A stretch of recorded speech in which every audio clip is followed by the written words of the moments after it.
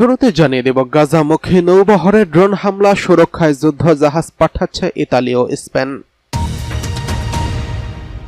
জানিয়ে দেব, ইসরায়েলি পারমাণবিক কেন্দ্রে স্পর্শকাতর সব তথ্য এখন ইরানের হাতে।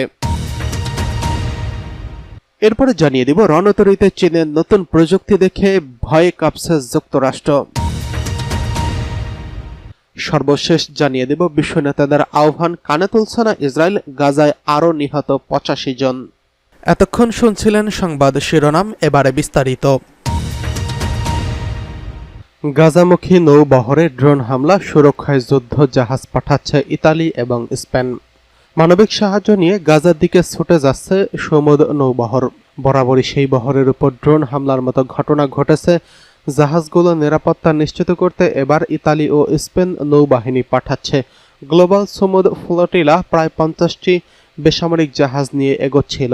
ফ্লোটিলার পক্ষ থেকে বুধবার রাতে দাবি করা হয়, ইসরায়েলি ড্রোন এবং অন্যান্য বিমান তাদের জাহাজগুলি লক্ষ্য করে হামলা চালিয়েছে।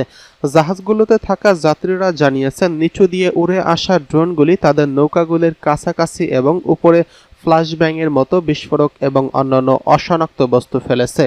এছাড়াও ইচ্ছাকৃত রেডিও জ্যামিংয়ের কারণে জাহাজগুলির মধ্যে যোগাযোগ ব্যাপক বাধা সৃষ্টি হয়েছে।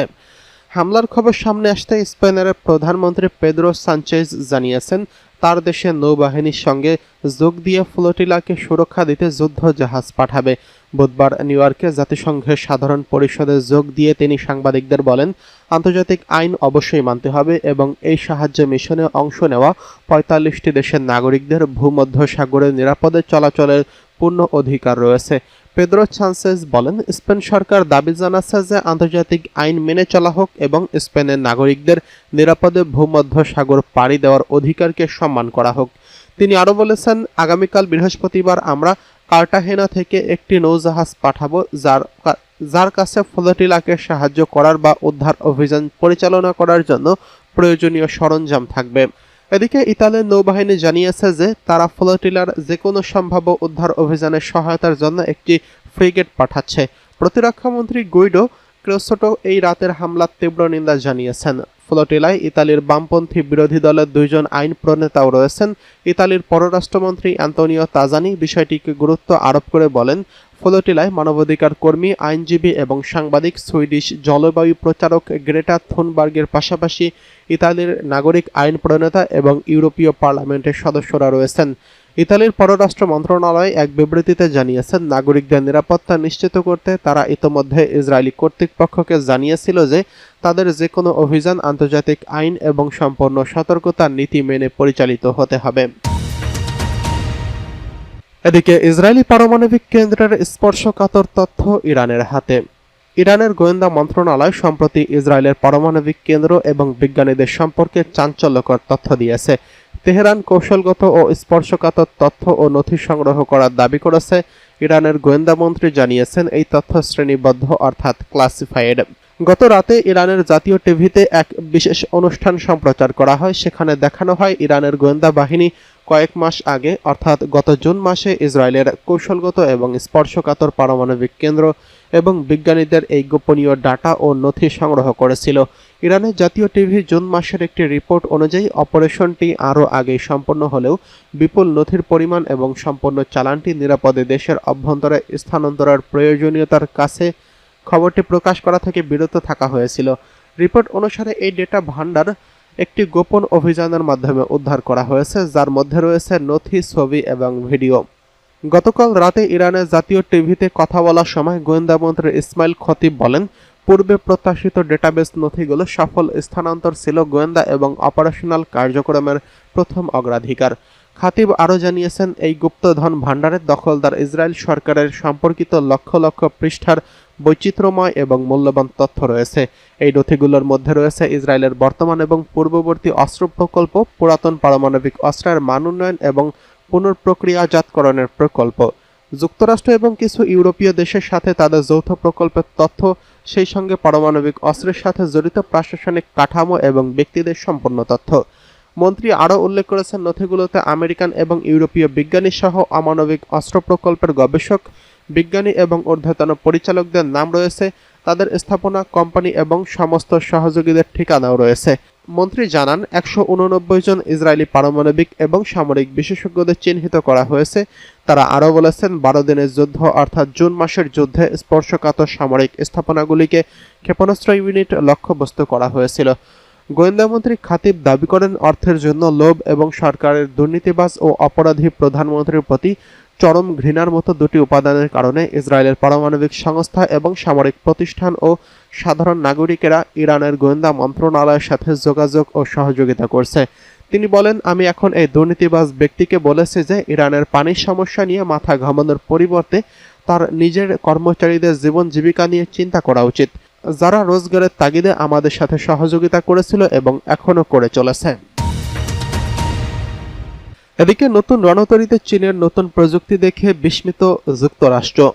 দশকের পর দশক ধরে আকাশে আধিপত্য দেখানো যুক্তরাষ্ট্রকে এবার চমকে দিয়েছে বিশ্বের আরেক পরাশক্তি চীন। নিজেদের নতুন প্রযুক্তি প্রকাশ্যে এনে তাক লাগিয়ে দিয়েছে তারা। এতে মার্কিনীদের চোখ যেন ছানা বড়া। CNN এর প্রতিবেদনে বলা হয়েছে, বেইজিং তাদের সর্বাধুনিক যুদ্ধ বিমানগুলোকে সবচেয়ে ক্ষমতাধর এয়ারক্রাফট ক্যারিয়ার অর্থাৎ ফোজিয়ান দিয়ে আকাশে তুলে আবার নতুন যুগের সূচনা করছে। চীনের রাষ্ট্রীয় টেলিভিশন সম্প্রচার করা ফুটেজে দেখা গেছে অত্যাধুনিক electromagnetic aircraft launch system EMALS ব্যবহার করে আকাশে উঠেছে পঞ্চম প্রজন্মের J-35 স্টেলথ ফাইটার, 4.5 প্রজন্মের J-15T এবং KJ-600 early warning and control aircraft. লক্ষণীয় বিষয় হলো, এই প্রযুক্তি এতদিন ধরে যুক্তরাষ্ট্রের হাতে ছিল তাদের সর্বাধুনিক USS জেরাল্ড আর ফোর্ড ক্যারিয়ারের। এবার মার্কিন সেই প্রযুক্তিতে ভাগ বসিয়েছে চীন। ফুজিয়ানদের এই সাফল্য শুধু প্রযুক্তিগত নয়, কৌশলগতভাবেও বিশাল অগ্রগতি বলে মনে করছেন বিশ্লেষকরা। চীনের পুরনো রণতরীতে শ্যাংডং এবং লিয়াওনিং সুবিধা ছিল না, এখন সেখানে EMALS প্রযুক্তি ফুজিয়ানদের দিয়েছে সম্পূর্ণ নতুন শক্তি। এখন ভারী অস্ত্র ও জ্বালানি বোঝাই করে আরও দূরে শত্রুপক্ষের ঘাঁটি আঘাত করতে পারবে তাদের বিমান। যুক্তরাষ্ট্রের ক্যারিয়ারগুলো নিউক্লিয়ার শক্তিতে চলে বলে দীর্ঘ সময় ধরে সমুদ্রে থাকতে পারে। অন্যদিকে ফুজিয়ান এখনও চলিত হচ্ছে প্রচলিত জ্বালানিতে, অর্থাৎ চীনের ক্যারিয়ারকে নির্দিষ্ট সময় পরপর জ্বালানি সংগ্রহের জন্য বন্দরে থামতে হয় অথবা সমুদ্রে থাকা ট্যাঙ্কার থেকে জ্বালানি নিতে হয়। এই প্রযুক্তিগত প্রদর্শনের মধ্যে বেইজিং সফর করছে মার্কিন কংগ্রেসের একটি প্রতিনিধি দল। প্রতিনিধি দলের নেতৃত্বে থাকা মার্কিন কংগ্রেসম্যান অ্যাডাম স্মিথ সতর্ক করে বলেছেন, চীন সবচেয়ে দ্রুত বর্ধনশীল সামরিক এবং পারমাণবিক শক্তি এবং যুক্তরাষ্ট্রের হাতে বিশ্বের সবচেয়ে বড় সেনাবাহিনী ও পারমাণবিক ভান্ডার। নিয়মিত আলোচনার অভাব বিপজ্জনক ভুল বোঝাবুঝির জন্ম দিতে পারে। সব মিলিয়ে দক্ষিণ চীন সাগর থেকে তাইওয়ান প্রণালী চীন তার সামরিক সক্ষমতা জানিয়ে দিল এক সুস্পষ্ট বার্তা। এই প্রযুক্তি ইঙ্গিত দিচ্ছে বিশ্ব রাজনীতির মঞ্চে শুরু হতে যাচ্ছে এক নতুন ক্ষমতার খেলা। এদিকে বিশ্ব নেতাদের আহ্বান কানে তুলছে না ইসরায়েল। গাজায় আরও 85 জন নিহত। জাতিসংঘের সাধারণ পরিষদের এবার মুখ্য আলোচনার বিষয় গাজা। প্রায় 2 বছর ধরে চলা ইসরায়েলি আগ্রাসনে এখন ধ্বংসের নগরী হয়ে উঠেছে। হাজার হাজার মানুষের মৃত্যু, ক্ষুধা আর অনাহারে ক্লিষ্ট গাজা। এমন পরিস্থিতিতে গাজায় যুদ্ধবিরতির জোরালো দাবি ওঠে এবার জাতিসংঘের অধিবেশনে। তবে সেই আহ্বান গ্রাহ্যই করছে না ইসরায়েল। গত বুধবারও হামলা চালিয়েছে এখানে। অন্তত 85 জন ফিলিস্তিনিকে নিহত করেছে ইসরায়েল। সর্বশেষ হামলার গাজায় নুসেরাত শরণার্থী শিবিরে বাস্তুচ্যুত পরিবারগুলো আশ্রয়স্থল আল আহলি স্টেডিয়ামে কমপক্ষে 12 জন ফিলিস্তিনি নিহত হয়েছেন। নিহতদের মধ্যে 7 জন নারী এবং 2 জন শিশু রয়েছেন। স্টেডিয়ামটি ফিলিস্তিনিদের জন্য একটি অস্থায়ী আশ্রয় শিবির হিসেবে ব্যবহৃত হচ্ছিল, যা বুধবার রাতে আরেকবার গণহত্যার কেন্দ্রে পরিণত হয়। গাজা সিটি থেকে বাস্তুচ্যুত হওয়া নাজওয়া নামে এক নারী আল জাজিরাকে বলেন, আমার হাতে যা ছিল শুধু তাই নিয়েই বেরিয়ে এসেছি, কিছুই নিয়ে যেতে পারিনি। আমরা আতঙ্কিত, পরিবহন খরচ অনেক বেশি, আমরা চাইলেও আমাদের জিনিসপত্র আনতে পারছি না। জাতিসংঘ সতর্ক করে বলেছে, ইসরায়েলের সামরিক বাহিনী গাজা সিটি